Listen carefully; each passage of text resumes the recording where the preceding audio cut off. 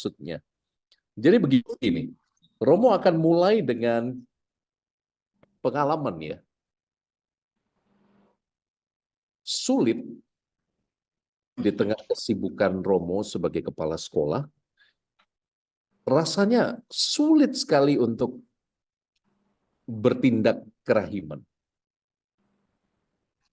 Dalam arti, coba bayangkan, dari pagi sampai sore saya berada di sekitar area sekolah, di kantor, berjumpa dengan murid-murid. Saya merasa kesempatan saya untuk melayani domba-domba Tuhan di luar sekolah itu menjadi sangat terbatas. Lalu, karena saya berpikir bahwa wah, waktu saya sudah habis untuk pelayanan bersama anak-anak, waktu saya sudah habis dalam pelayanan kepada guru-guru, tidak punya tenaga lagi. Lambat laun saya tanpa sadar menjadi malas untuk melayani keluar dari lingkaran pekerjaan. Ini nggak benar. Tapi puji Tuhan, kesadaran itu membuat Romo berpikir, jangan-jangan inilah yang dialami oleh kebanyakan awam. Ya toh? Banyak sekali awam kita itu, Anda yang berkecimpung di tengah dunia yang keras dan kejam itu, Anda banyak dimakan waktunya oleh kegiatan yang sifatnya rutinitas. Entah pekerjaan di kantor, pekerjaan pelayanan sebagai ibu rumah tangga. Seperti tidak ada waktu lebih untuk betul-betul tenggelam dalam karya kerahiman. Acts of mercy itu. Kalau Anda ingat ABC, masih ingat ya? Nah, itu.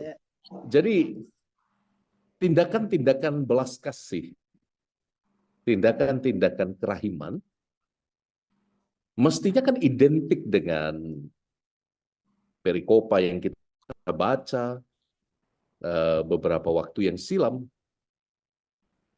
Hai engkau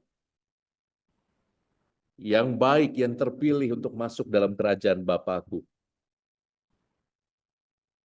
Engkau memberi makan ketika aku lapar. Engkau memberi aku tumpangan ketika aku sebagai orang asing. Ketika aku telanjang, kau beri aku pakaian. Ketika aku sendirian dalam penjara, engkau mengunjungi aku. Jadi dengan jelas, Yesus menegaskan bahwa tindakan belas kasih itu adalah syarat. Itu adalah syarat untuk mencapai keselamatan kekal. Nah ini, kalau Anda sadari misteri ini, pertanyaannya, berapa porsi waktu yang Anda gunakan untuk melakukan tindakan belas kasih? Wah, ini kesadaran ini ketika Romo merenungkan Injil ini, saya merinding sendiri ya. Oh Tuhan, saya sudah banyak menggunakan waktuku untuk bekerja, tapi amat minim saya mengarahkan hati dan cintaku untuk tindakan-tindakan kerahiman yang nyata dan konkret. Nah, kesulitan ini membuat Romo kemudian membaca satu buku dari Sunstein and Thaler. Salah satunya Dr. Thaler itu pemenang Nobel Ekonomi. Buku ini sangat menarik, judulnya Nudge. Nudge itu bahasa Inggris, artinya senggolan, nyenggol gitu. Nah, kerangka bukunya cukup menarik. Satu yang mungkin bisa saya hubungkan dengan tindakan belas kasih, yaitu bagaimana caranya buku ini mengajarkan bagaimana caranya supaya kita bisa dengan lebih mudah melakukan tindakan belas kasih karena disenggol oleh orang lain, karena kita menyenggol diri kita sendiri, dan karena kita menciptakan sebuah sistem di mana tindakan belas kasih itu bisa lebih gampang dilakukan.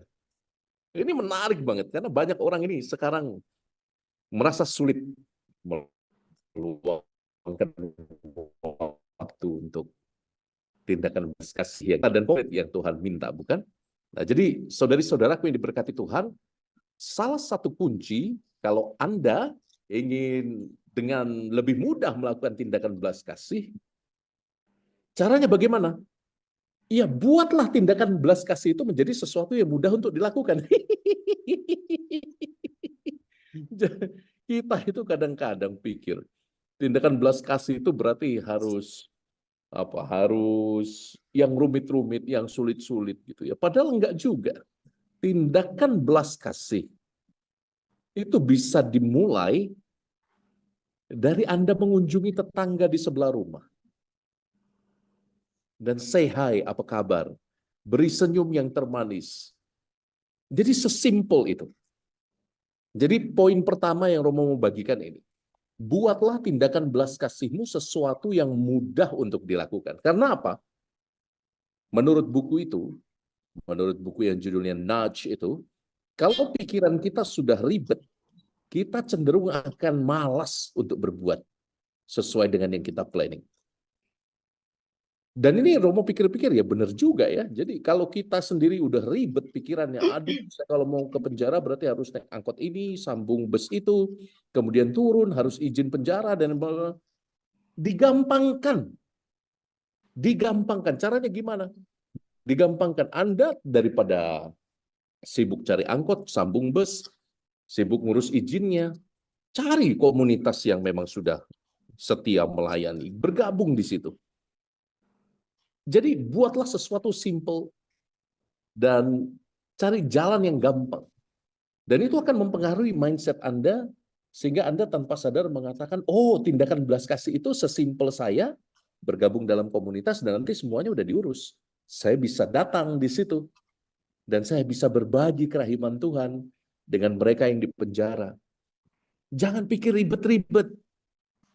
Godaan orang misalnya untuk datang pelayanan penjara adalah, aduh gimana ya nanti ya, aduh. Itu nanti orang kalau udah keluar terus nyari gua gimana?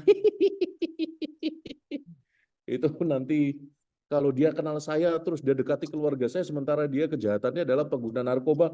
Aduh gimana ya nanti ya? Jadi pikiran-pikiran ribet macam itu membuat kita tidak akan maju-maju dalam tindakan kerahiman. So the first very thing you have to do, hal pertama yang harus Anda buat, sederhanakanlah tindakan kerahiman itu. Jangan berpikir terlalu ribet. Nanti rambut Anda putih seperti rambut saya. Dan itu sangat membantu saya untuk mengubah mindset. Jadi rupa-rupanya buku Senggolan ini adalah cara tentang bagaimana saya bisa mengubah mindset saya. Bahwa tindakan kerahiman tidak harus besar, tidak harus yang hebat, tidak harus pakai banner 10 kali 2 meter gitu ya, atau harus mengajak 5.000 orang untuk berbuat kebaikan. Enggak. Make it simple. Itu aturan pertama. Ya, menarik ya. Jadi, hanya dengan demikian, Anda bisa meyakinkan hati Anda bahwa tindakan kerahiman itu sesuatu yang sangat mungkin untuk dilakukan. Contohnya ketika saya memutuskan untuk menjawab undangan Pak Gunawan misalnya, pada malam ini, emang yang saya pikir ribet? Enggak. Walaupun kenyataannya agak ribet, saya harus cari mobil, harus minta bantuan ketua stasi, cari driver, harus lewat hutan-hutan, harus lewat jalan yang berlubang-lubang, jarak kendaraan tidak jelas, tapi saya tidak memikirkan itu. Yang saya pikirkan adalah sukacita nanti setelah saya bisa berbagi kerahiman Tuhan dengan komunitas ini. Jadi dibuat simple, saudara-saudari. Juga kalau itu nanti mengandung kesusahan sendiri seperti yang Romo lakukan saat ini. Yang saya pikirkan itu reward-nya. Reward-nya adalah sukacita bisa bertemu dengan Anda. Sukacita karena di susteran ada susu jahe yang nikmat sekali. Reward yang saya pikirkan. Dan Anda harus ke sana arahnya. Dibuat simple. Sesusah apapun, Anda katakan dalam hati Anda, oh kerahiman Tuhan cukup untukku. Kerahiman ilahi nanti akan membuatku bahagia. Sesusah apapun jalan pelayanannya. Jadi sekali lagi poin pertama, make it simple. Make it simple. Oke. Fokuslah pada kemudahan. Fokuslah pada reward-nya. Nanti kalau Anda pikir susah-susah, ribet-ribet, Anda tidak bergerak untuk kerahiman, untuk tindakan kerahiman. Anda buat plan A, plan B, plan C, malah nggak kejadian semua nanti. Do it, oke? Yang kedua, jadi yang kedua, menurut buku ini, kita bisa memanfaatkan kita bisa memanfaatkan reminder bahwa saya hari ini setidaknya harus buat satu tindakan kerahiman. Caranya adalah dengan memasang simbol-simbol kerahiman ilahi di tempat yang mudah Anda lihat. Saya nggak tahu ya, ahli ekonomi ini yang namanya Sunstein and Thaler ini luar biasa loh. Dia bilang begini, coba perhatikan rak-rak di minimarket. Rak-rak di minimarket itu, Anda tahu ya, pernah ke Alfamart atau ke Indomaret ya. Anda kalau masuk itu kan, kalau raknya produknya persis di depan mata Anda cenderung akan mengambil loh. Itu yang dimaksudkan dengan sistem. Jadi buat sistem yang mengingatkan Anda untuk bergerak, untuk melahirkan tindakan belas kasih. Dan itu harus sesuatu yang mudah dilihat, gampang dilihat secara visual atau gampang didengarkan secara visual. Jadi set reminder. Kunci kedua ini, kata kuncinya set reminder. Yang pertama, make it easy, make it simple. Yang kedua, set reminder. Karena kodrat manusia itu pelupa. Kodrat manusia itu adalah menjadi lupa. Saya kadang-kadang juga lupa bahwa saya Romo. Jadi kalau marah itu seringkali meletup-letup. Kalau bapak-bapak di sini yang hadir, devosan kerahiman, pasti tidak gampang lupa pada istrinya ya. Lupa bahwa dia sudah menikah. Tapi kodrat manusia itu memang pelupa. Dan menurut buku ini, ya seperti orang ngeset reminder di minimarket itu. Kalau minimarket itu produk-produk unggulan berebut untuk diletakkan di pajangan yang tingginya itu sejajar dengan mata konsumen. Supaya apa? Konsumen itu langsung lihat, oh langsung ngambil, oh langsung lihat, langsung ngambil. Nah, ketika Romo memikirkan gambar kerahiman ilahi yang luar biasa itu yang diperintahkan oleh Tuhan Yesus, saya langsung ingat, waduh rupanya Tuhan Yesus ini seorang marketing yang hebat sekali. Karena sebelum peraih Nobel ini menulis buku Nudge, Tuhan Yesus sudah minta, pasanglah gambar kerahimanku di mana-mana. Ya kan? Aku akan memberkati orang, rumah, tempat, keluarga yang menghormati gambar kerahimanku. Wow, ini luar biasa ini. Maka saya suka cita sekali misalnya melihat Ibu Yeni tersenyum dengan begitu manis. Di belakangnya poster besar gambar kerahiman. Wah, jadi bagaimana mungkin Anda bisa marah kalau Anda lihat gambar kerahiman itu? Di kantor saya sengaja minta pada salah satu aktivis kerahiman ilahi di Palembang. Saya minta pada Mama Miju waktu itu. Dia koleksi gambar kerahimannya ada banyak sekali. Di tangga dipasang, nanti di koridor rumah dipasang gambar kerahiman, di kamarnya juga dipasang, di kantornya dipasang. Saya sampai geleng-geleng. Setan mana yang berani masuk rumahmu, Bu? Semuanya gambar kerahiman ilahi. Dan saya minta satu. Saya bilang, saya minta satu ya, saya bawa untuk di kantor. Nah, apa yang terjadi di kantor? Halo, suster. Saya nebeng wifi ya. Kan kita harus menyapa sesama kita, kan tidak Ya, boleh. benar. Tidak boleh sama screen dulu. Hai, suster. Ya, terima kasih susu Denko-nya. Kembali. Jadi, saya minta satu, saya pasang di kantor. Dan Anda tahu, gambar kerahiman ilahi itu berkali-kali membantu saya untuk bersabar pada anak-anak yang Anda tahu ya, anak remaja itu ya. Anda punya 3 anak remaja, Anda rambutnya udah ubanan. Saya punya 400. Jadi, dan tiap kali saya lihat gambar itu, amarah yang menggelegak biasanya akan hilang. Diganti dengan hati Bapa. Diganti dengan hati yang lebih pengertian. Pernah satu kali Romo sharing ya tentang reminder ini ya, gambar kerahiman itu sangat powerful. Ada satu anak yang bolos terus. Bolos terus. Jadi ya namanya kepala sekolah yang baik, saya panggil anaknya. Pas waktu itu hari itu dia masuk. Jadi saya panggil dia ke kantor, lalu saya, wah kamu ini ya, kamu ini bolos terus kamu. Oh, udah menggelegak. Tapi sejurus kemudian saya ngintip kan, sudut mata saya kan lihat ngintip gambar kerahiman ilahi.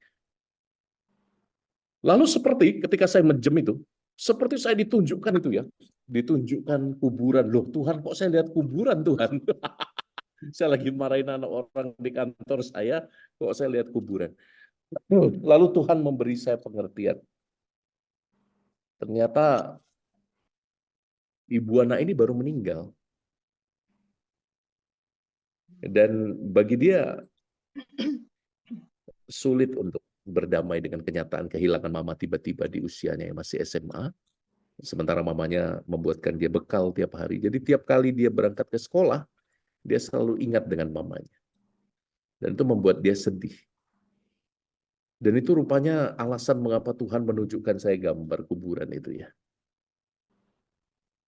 Saya katakan pada dia, kamu jangan bolos. Mamamu juga sedih kalau lihat kamu bolos. Lalu anak itu terseduh-seduh-seduh. Anaknya besar, hitam, tinggi, kumisan, dan ya dia seperti tidak takut ya dengan Romo ya. Tapi begitu Romo singgung mamanya, dia menangis terseduh-seduh.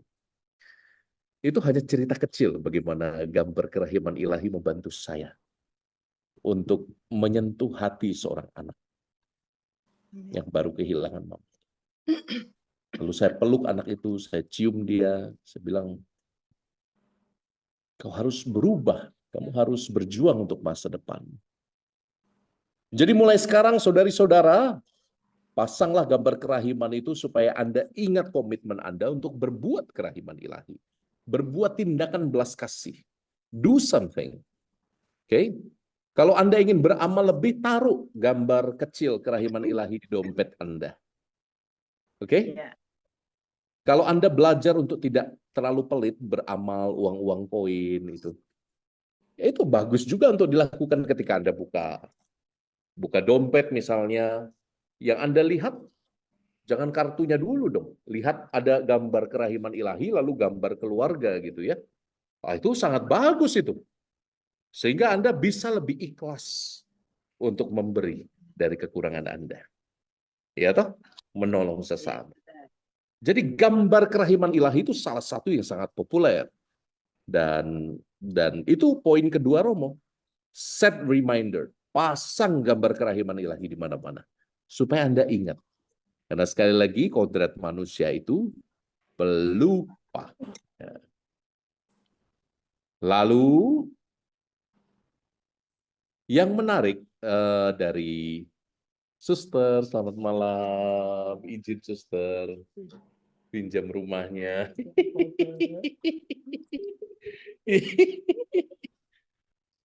Saudari-saudara, saya baru menyapa salah satu suster yang hebat ini. Saudari-saudara yang ketiga, Anda harus menggunakan kapital sosial. Nah, kalau menurut buku ini 3 hal aja deh. Ada banyak sebetulnya, tapi 3 yang paling menarik ini. Yang ketiga adalah mari belajar menggunakan kapital sosial. Apa maksudnya kapital sosial? Jadi rupanya cara kita berelasi dengan orang lain itu bisa membantu kita untuk apa? Untuk tergerak terus-menerus melakukan tindakan kebaikan. Jangan sendirian saja kalau melakukan tindakan belas kasih. Ajak teman yang lain. Supaya apa? Supaya rahmat kerahiman juga dirasakan oleh orang-orang terdekat Anda. Kalau Anda mama, ajak anakmu. Ajari mereka berderma. Ajari mereka duduk dengan para pengamen. Ajari mereka untuk bicara dari hati ke hati. Kalau mereka tidak bisa langsung menjadi pelaku, mereka bisa menjadi pengamat dulu. Jadi Anda yang ngomong, mereka mengamati. Anda yang menyapa orang-orang yang susah, mereka mengamati. Anda menyiapkan nasi bungkus, mereka ikut berbagi. Jadi gunakan social influence itu. Social capitalnya dipakai. Supaya tindakan kebaikan Anda tidak hanya menyelamatkan dirimu, tapi juga menyelamatkan orang-orang yang ada di sekitar.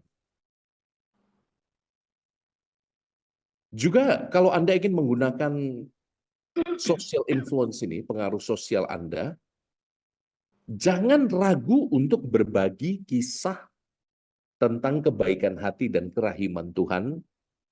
Jangan pernah Anda ragu untuk sharing pengalaman tentang kerahiman ilahi. Pada siapapun. Pada siapapun. Di zaman sekarang ini kan kita hobi sekali sharing tentang foto makanan. Kalau pergi ke restoran, Anda foto, Anda up di Instagram.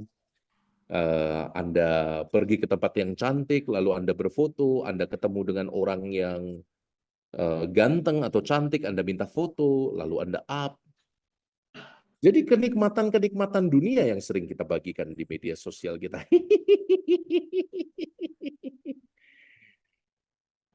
Tapi alangkah indah, kudus, dan mulia kalau Anda gunakan pengaruh sosial Anda lewat media sosial, lewat perjumpaan sosial. Alangkah indahnya kalau Anda bisa berbagi kisah-kisah tentang kerahiman ilahi. Anda bisa berbagi, oh kerahiman ilahi mengubah hidupku dengan luar biasa. Aku menjadi pribadi yang lebih rasional sekarang, sehingga emosiku tidak meletup-letup. Oh, aku menjadi lebih mudah tersentuh dengan penderitaan orang lain. Aku menjadi lebih mudah peka karena devosi ini. Bagus lagi kalau Anda siapkan di dalam dompet Anda, terutama Anda ibu-ibu yang dompet dan tasnya itu besar-besar dan mahal-mahal. Kalau boleh Romo pesan itu di dalam tas yang besar-besar dan mahal-mahal itu ada kulit buaya, ada kulit buaya beneran, ada kulit buaya darat. Anda isi dengan kartu-kartu doa kerahiman, kan ada tuh doa yang mengajarkan doa koronka misalnya dengan gambar kerahiman ilahi di depan itu loh. Ya. Ya toh, saya punya banyak itu, saya bagi-bagi. Anda bisa memasukkannya dalam tas Anda dan Anda bagi. Kamu udah pernah dengar belum? Devosi ini. Itu juga adalah tindakan belas kasih, bukan? Mengajarkan orang akan kerahiman ilahi. Dan yang di-up di sosial media jangan cuma makan enak, jangan cuma jalan-jalan, tapi Anda up kisah Anda. Anda harus mulai merasul sebagai rasul kerahiman. Cerita tentang kebaikan Tuhan, cerita tentang kerahiman ilahi, dimanapun Anda pergi. Saya suka berbagi di platform media sosial. Yang belum follow, boleh follow Romo_Koko ya. Romo garis bawah Koko. Cari saja, ada di TikTok, di Instagram, di YouTube. Saya suka berbagi di sana karena apa? Karena materinya akan tinggal tetap di situ. Sehingga anak-anak muda yang scroll terus TikTok itu, nanti lama-lama Tuhan bisa sentuh dia lewat video-video saya. Tanpa harus secara fisik Romo ada di sampingnya. Ayo, mulai. Kerasulan sosial ini juga mengandaikan bahwa Anda mau berbagi di sosial media. Terutama mama-mama yang masih aktif di sosial media.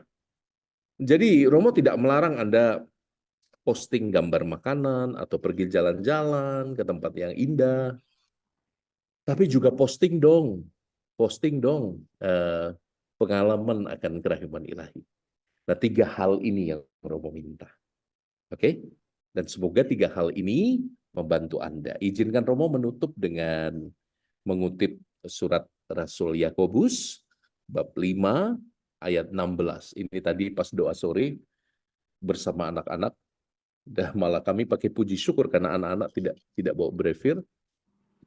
Surat Rasul Yakobus bab 5 ayat 16 ini bagus sekali. Akuilah kesalahan seorang terhadap yang lain, dan saling mendoakanlah seorang terhadap yang lain, supaya kamu dapat disembuhkan. Doa orang yang benar ketika bekerja memiliki kekuatan yang besar. Sebab itu, hendaklah kamu saling mengaku dosamu dan saling mendoakan supaya kamu disembuhkan. Anda lihat ya, kekuatan kapital sosial itu ya. Rupa-rupanya ketika kita mengajak orang lain untuk berdoa dan saling mendoakan, powernya itu besar sekali. Dan itu juga berlaku bagi mereka yang bersehati dalam devosi kerahiman ilahi. Tuhan memberkati Anda.